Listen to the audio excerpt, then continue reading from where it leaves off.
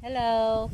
Tingnan nyo guys, itong masetas na pinutol namin. Yan o, itong masetas na ito guys ay madaling mabuhay.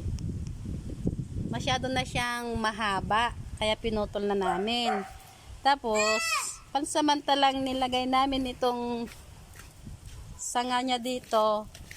Nilagay namin dyan guys o. Patay na yan.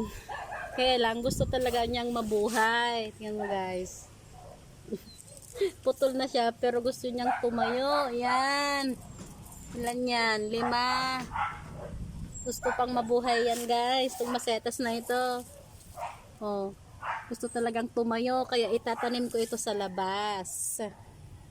Anong pangalan kaya nitong masetas na ito? Gusto niya talagang mabuhay, kaya tumatayo siya. Yan o.